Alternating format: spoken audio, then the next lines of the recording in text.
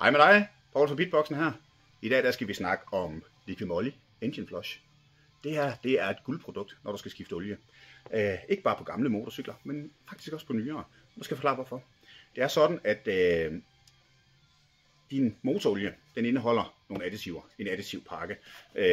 Og det er i bund og grund det, der gør den helt store forskel fra olie til olie.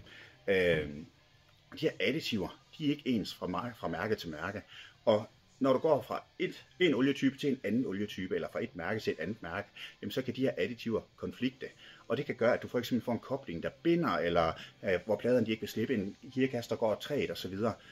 Derfor er det rigtig, rigtig godt at køre sådan en flush her igennem her, for den renser alt det her, de her gamle belægninger af dine koblingsplader og skifte gafler osv., og det fjerner også skidt i motoren. Og det du gør, det er, at du har en varm motor, fylder den her på, starter motoren, lader den gå tomgang i 10 minutter, og så skifter du olie og filter. That's it.